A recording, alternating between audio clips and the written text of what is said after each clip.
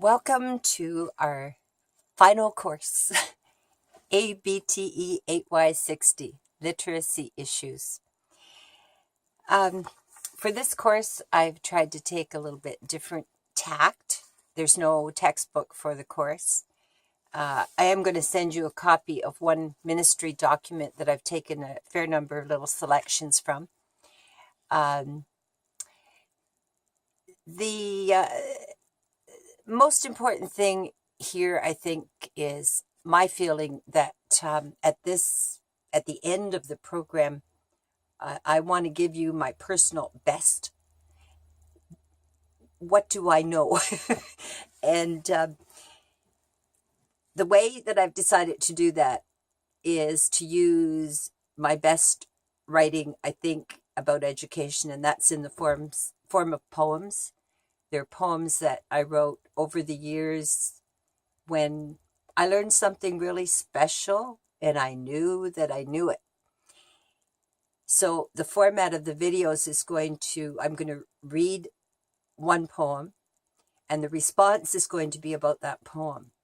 So I invite you to, you've got copies by email of everything for video one, and I also put it on the Cousins Cafe group. So take that poem and read it over a few times yourself, let it sink in a bit and see what it reminds you of. And the worksheet for that is going to be a little bit familiar to you.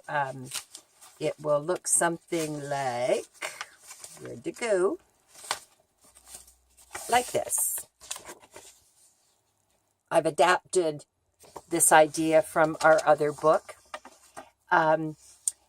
The anchor that I want to keep coming back to, besides the poem, but for the whole course, is this picture. You've got a copy of it as well.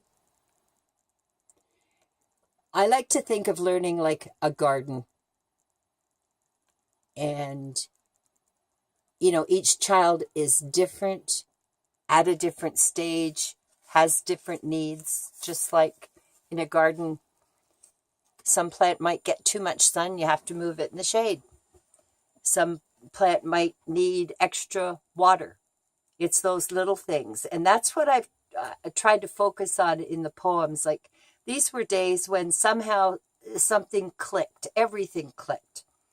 And there was a moment when I realized I had learned something new. And I didn't read it in a textbook. I felt it, I experienced it. So that's what the poems are about. And that idea of the garden, I'm hoping will kind of anchor us if we keep coming back to that. And I think it will be good. I've heard elders, when they planted a garden, offer a prayer, maybe do a smudge. So this is my prayer for the garden.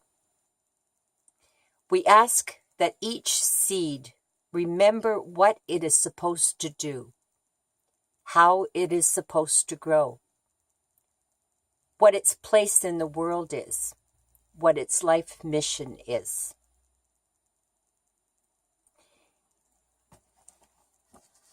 You have the course outline by email and on the group. And I just want to remind you, I've said it before, but I want to point out again, this is like my unit plan. And you will find the little garden there. And you might recognize those words from our last textbook, Think 4 to 6. And those are words, they jumped out at me in that textbook. The idea that these states of mind, these habits of mind are necessary for learning. And there was hope, curiosity, open-mindedness, and criticality. So in this course, we're going to consider those things again, especially in relation to literacy. And especially writing. We're going to use writing as a focus for the course. So you will find in there a page of the learning outcomes. and you will see it's on page 4. I've put it into a chart. And beside each outcome, I've got the activities we would be doing and whatever the assignment is.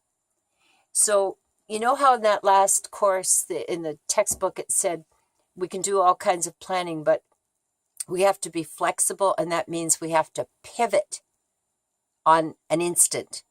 And I like that idea because it really does describe when you're busy with something and all of a sudden something happens and you have to completely change what you're doing. And that's not a bad thing. It may be that you're really responding to what needs to be done. And like in that poem that I'm going to read in a minute, on that day, some of those things happened where I had to make a quick decision, and it had great results. So for the course outline, please read through it, because I want to share with you that idea of having the end in mind, having the learning outcome in our consciousness, so that if we do have to make that pivot and completely change direction, as long as we can see the goal, we can see that it will get us, to the learning we want to get to, then it doesn't matter how we do it. It frees us up. It takes some of the strain off if we can remember where we're going, remember what the outcome is that we're expecting. So I'm going to take a minute and read this poem, and it's called Green Eggs and Ham. That's the name of a book by Dr. Seuss. I don't want to tell you too much about the situation, other than to say that these are often hard for me to read because they bring me right back to that day.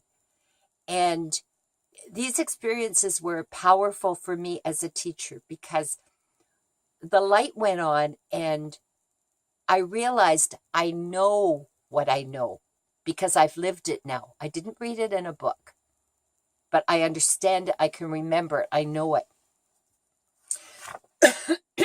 Green eggs and ham. To tell the absolute truth, I doubted my approach. Would you really want to read by June? Today was your day, Andrew. I should have seen some hints. Growing stacks of papers to share at home. Most of them almost done. Counters instead of cars. Green eggs and ham. What if we hadn't ordered that film? Or the book wasn't there? If we hadn't dropped everything else to make those pictures you enjoyed so much? You read that book today, confident and careful, correcting your own small mistakes, and taking silent note of a growing audience around you. Tomorrow we'll be making paper flowers for Mother's Day. But Andrew, I think you bloomed this morning. So it was 1989. And you notice Mother's Day, this is grade 1. So he's one of the last children in that class to start reading. So the little extra readings I put in your package for video 1, one of them talks about time.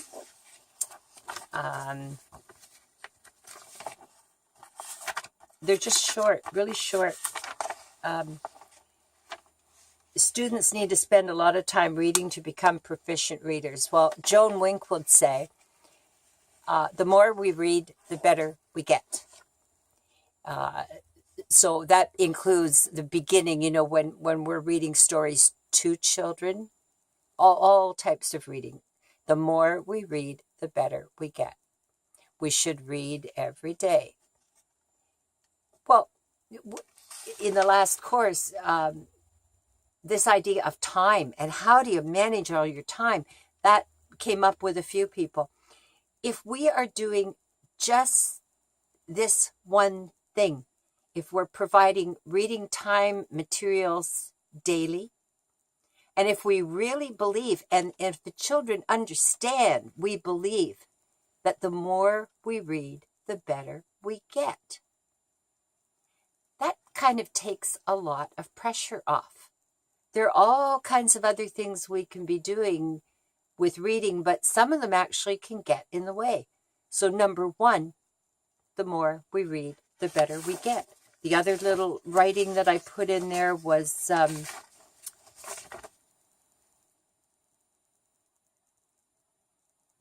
difference between students is not a matter of being quick or slow.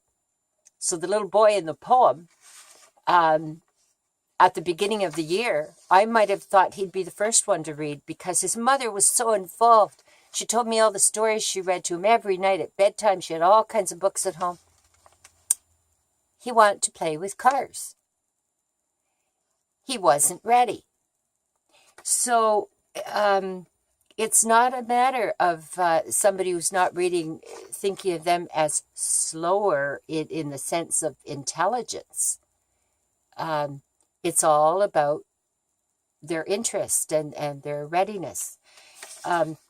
So you're going to have a worksheet with that poem for you to respond. You've got a couple other readings maybe you can think about there. I think that's about all I want to get into on this first video. Look over the course outline. You'll see what the assignments are, and I will be sending you worksheets for those. I have to post these one by one on the group. If you want them all together, look at your email. Okay? I think it could get very confusing. That's why I'm only posting things for the first video now, and I want to get some feedback about how that's working out for you. So feel free to send in things as quickly as you want. Don't leave them past a week for sure. I'm hoping to get this course done in about 2 weeks, and I don't think that should be a problem. The two assignments you'll see in the course outline, they're very short as well. So I'll say goodbye for now, and I miss everybody. I wish we could be together in person, and I hope the videos are going to help. Thanks. Bye-bye.